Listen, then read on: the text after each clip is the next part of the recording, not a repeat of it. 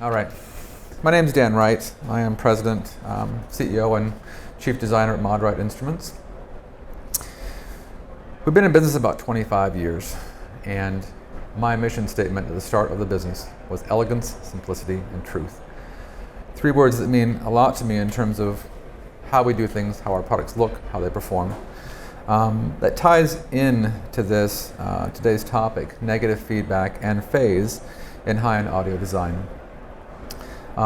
Focus will be on tube and solid-state amps, phono stages, preamps, and circuits, how feedback is used or not used in all these circuits, how it affects phase, and why we care, honestly. So I'm going to talk about my design journey, history of feedback, the benefits and drawbacks of feedback, why we avoid it at ModWright, and why simplicity matters. Because honestly, I believe there is beauty in simplicity in all of our designs. I began ModWright in 2000. Some of you may know this. I was a modifier. I was actually a mechanical engineer by day, and I was just having fun. So it started with DACs, Perpetual Technology was the first one. We did Pioneer DVD players, Sony, Oppo, SACD and DVD players later. From there, I moved on to designing tube preamps, phono stages, and solid state and tube amps, and I'll talk a bit more about that. I've always loved tubes for the tone and the body and the sound staging. Solid state I like for its speed, bass response, and control.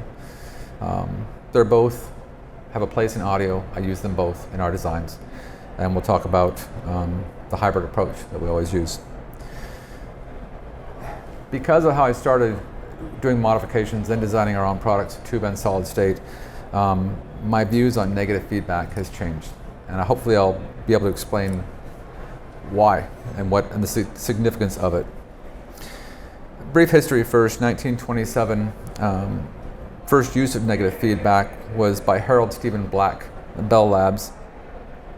The purpose of it was to improve linearity, lower distortion, and basically, most of you know how feedback works. You take a portion of the output signal, feed it back into the input, importantly out of phase, 180 degrees out of phase. And that's why I call it negative feedback. Okay? It's become a near standard practice in tube and solid state designs to use feedback. And it does good things. Improves measured response, lowers distortion, does give us a lower output impedance, a better damping factor. These all seem like good things.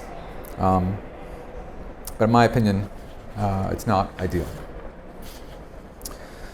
Global negative feedback is simply the application of feedback across multiple gain stages. It does impact distortion, as I said, output impedance, frequency response. This works by canceling by out of phase artifacts from the output to input of the stage. Fine. It also reduces signal level. So if you have 10 dB of feedback, you're also reducing the overall gain by 10 dB. You get much more gain to boost up the signal. On paper, it seems like an ideal solution. This is where I'm supposed to use my slides here.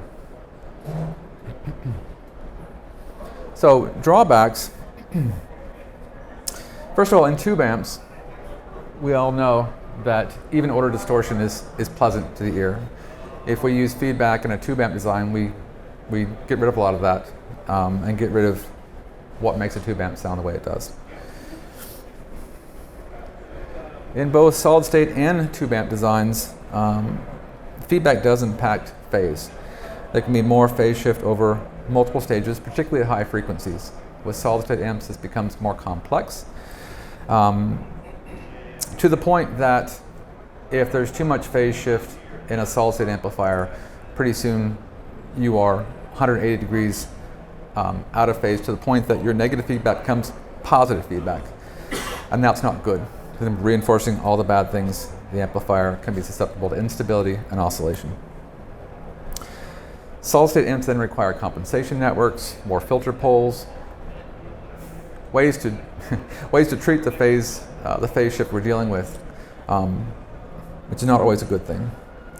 Sonically, it works out. Sonically, it turns into smeared transients, affects or reduces the 3D imaging. Things like a violin attack or a timpani strike are not as real as they should be. They're impacted by the phase shift from negative feedback. Oftentimes, the sound will be smoother but less immediate. In my opinion, a lot of solid-state amps I first heard sounded sterile, sounded dry. Didn't sound like live music to me.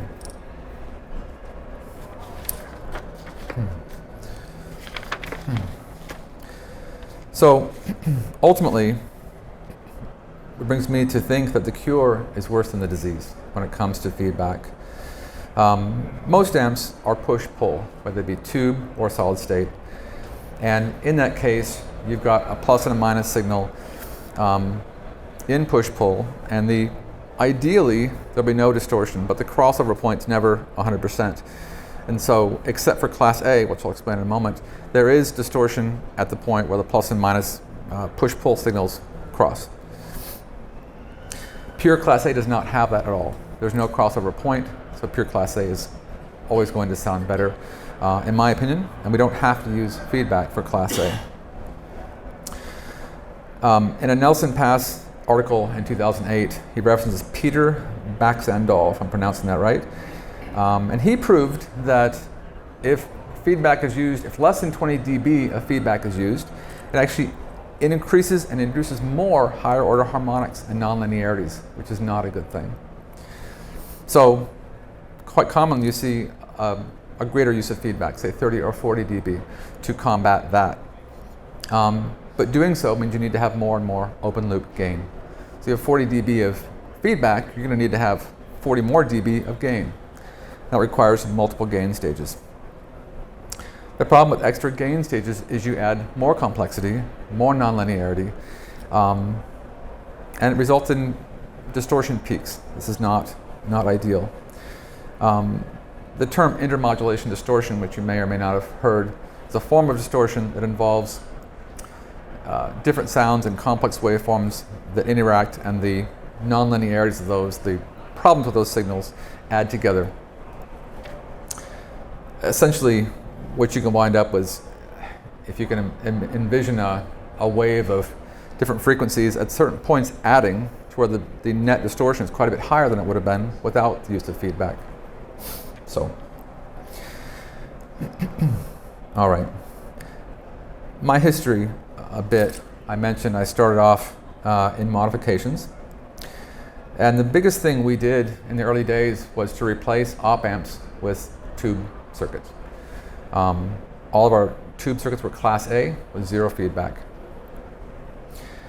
And I knew that for some reason it's always sounded better. I didn't exactly know why at the time.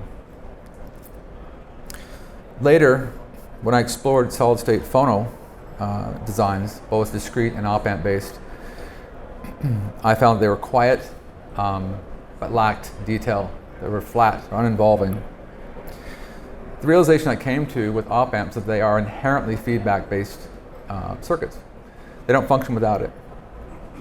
Whereas the tubes, a Class A tube circuit involves zero feedback. The circuit's simpler, and the music is simply more whole, in my opinion. When I went on to design solid-state amps, I realized that most solid-state amps involve a very common gain block, a very common design. And if you look at the basic layout of an op-amp, it's no different. An amplifier is simply a big, higher voltage op-amp. And again, without feedback, it can't work. So, our first amplifiers, starting with the KWA 150 SE, the 100 SE, and now the KWA 300, have always been based on a single gain stage and zero global feedback. The advantages to this are that to get the 25 or 30 dB gain we need, we can do it with a single stage. We don't have to use feedback. We don't add any of these nonlinearities that feedback inherently does.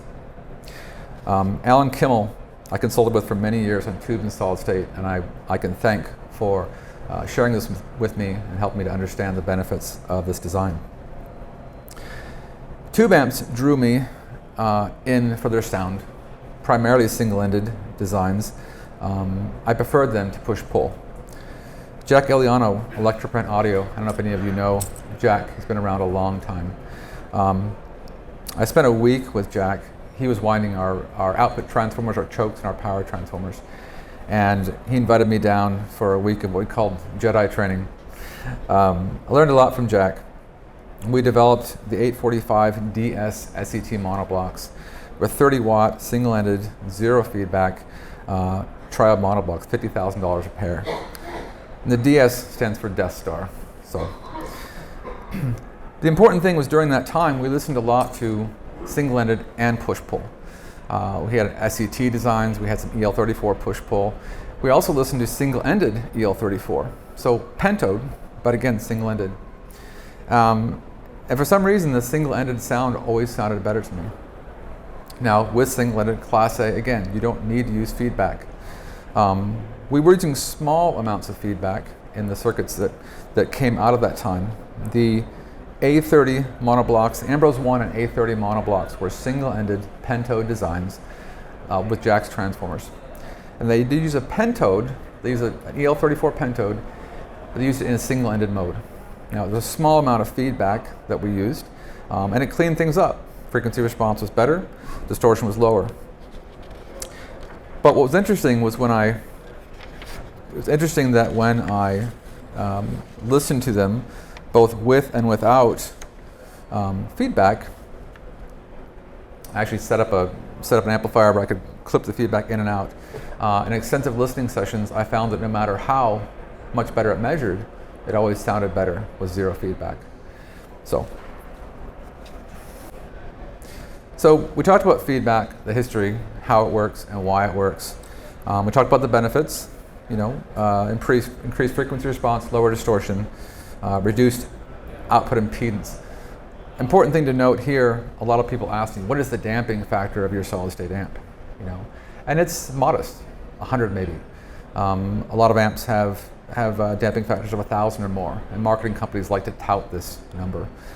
The fact is, a super high damping factor means a ton of feedback is used, and to my ears, it's just not a good thing. So like I said, the costs, too little feedback increases harmonics, requiring excessive gain stages and complexity. The graphic here is just to explain that I think of feedback as a snake eating its own tail, meaning that we're just not getting anywhere with it. So 25 years in audio, I have found that feedback improves some things while ears disagree.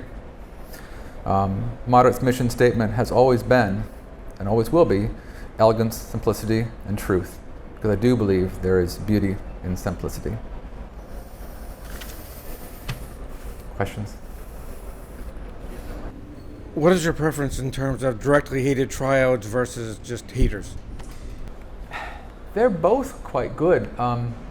Like I said, we did the pentode, the indirectly heated pentodes, the tetrode, actually, the EL34. It sounded beautiful. I've had very good sound with 300Bs as well. I don't know that the direct versus indirect heated function of the tube necessarily makes as big of a difference to me as the circuit type does, honestly. The push-pull, the pentode push-pull circuits are very common. To me, they sounded very bland. There was no depth. When we switched to it at that time an SET, a 300B amp that Jack had built, there's just body and bloom. And so, like I said, I didn't realize what it was at the time, but I think a lot of it is just unneeded complexity, feedback, and all the band-aids that have to come with it. So, yeah. So when I see distortion figures, they're usually measured as far as frequency and Correct. loudness and decibels. But Sure. what are your feelings on phase distortion? As far as it seems to be one of those things that's not so easily measured and certainly not so easily corrected. Right. Well, certainly THD, total harmonic distortion, does not indicate phase as such. It does factor in when we talk about intermodulation distortion. Phase shift and things is the interesting part. When you start altering phase due to multiple gain stages and feedback, it adds additional harmonics and nonlinearities. These things all add up to a complex series of distortions that are very difficult to measure in of themselves. Intermodulation distortion is measured with a two-tone generator, two frequencies that are off from each other. You measure the input and the output, and you measure that intermodulation. But in reality, the complexity of music is far, far greater than that. So, for instance, difference between listening to a concert orchestra, say, in a good hall, acoustics are good, right? You've got a lot of different things going on, harmonics, etc., and it all sounds good, it sounds okay. You take that same music, record it, and feed it through an amplifier that is not the greatest. The phase gets, because of phase distortion and all these nonlinear frequencies adding up at the wrong times, if you will, things sound wrong to the ear, right? The violin doesn't sound right, the timpani strike, it loses. It's very difficult to measure these things. We rely on simple measurements that we can, like THD, at frequency, at volume, etc. But it's a more complex thing, and that's where I guess I feel like living with a bit more distortion, instead of 0.0001, it's 0.001, but not having all that complexity added to the circuit makes a big difference. The human ear is far more complex than most testing equipment that we use. We all know that, right? So, yeah. Can I follow up real quick? Sure, of course. It's interesting you mentioned it. Hearing is one of the few things that we do in 3 dimensions. We never think about it. We hear Absolutely. left, right, front, and back, but we also hear For up and sure. down, Mm-hmm. which is crazy. Mm-hmm. And we hear with our brain, not our ears. That's right. And so, I guess I look at this, and you're ringing true, and I understand. Certainly, we are very limited in what we can understand, and Sure. I have to wonder if the reason why tube amps. And I was always a solid state guy before, but I always went into the tube amps thinking, God, these things sound so damn good. They Right. just don't measure well. Right. I have to wonder if maybe we're just not able to measure the real distortions that may be far more instrumental in our brain for spatially localizing things versus just frequency, IM or THD or whatever. I think you're absolutely right. I mean, as audiophiles, we all know the adage, oh, you can't measure it, it's not there. Well, you can hear it, all kinds of things that other people think are crazy. And there's some subjectivity, but yeah, your brain computer is what's deciphering the information that comes in from your ear. And, I think evolutionarily speaking, our ears are far more complex than we think about. I think about, when we were hunters and hunted, we had to be aware of where things were, the lion, the cat, the whatever. And a lot of it was phase, right? Where they are in space and time. And where our brain developed to be aware of those things. So I think a lot of it is we're using those abilities of our brain. When we hear music, we're not very different, of course. We don't have these problems, but our brain is still wired that way. So I think it has a lot to do with it. And phase is a big part of it. Phase and distortion, I think, go hand in hand. And by trying to, like I say, by using feedback to reduce distortion, I think we're doing more damage to phase, which can be a bigger problem than just distortion itself. So, yeah. Yeah, our ears tell us where to look. Absolutely, for sure. This is more a comment. We can measure acoustics, but Right. we experience psychoacoustics. Yes, for sure. And that's the experiential part, is Yeah. the psychoacoustic piece. It And is. it's not just what we hear, Right. it's also what we feel. There's a tactile aspect Absolutely. to acoustical Absolutely. impression. Yeah, for sure. Like I said, music is complex. I mean, the harmonics of strings and of all these things. How we measure that, I don't know. We're fairly crude, I think, in our measurements, and the way we measure and evaluate hi-fi gear is somewhat crude as well. And you give marketing groups the numbers, and they say, okay, well, damping factor high, good; distortion low, good; frequency response, of course, good. But there's just so much that we don't really understand. And so that's why I say listen. Listen more than measure, and ideally audition what gear you're looking to buy. If it sounds good, it is good. Yeah, for sure. Well, I want to thank you all for coming. I appreciate it. I'm not the most comfortable speaker, so I'm doing my best up here. I'm more engineer than speaker. So I'm always dry. I apologize, but it is a subject that does mean a lot to me. I think in terms of, without reiterating too much, the keeping designs simple. I think that's why SET amps draw people in. It's a simple circuit. I mean, it doesn't get much more difficult than that. Not to say that a very complex solid-state circuit can't be great. There's a lot of things to be aware of. And so complexity, sometimes a good thing, sometimes not. So, yeah. All right, thanks guys.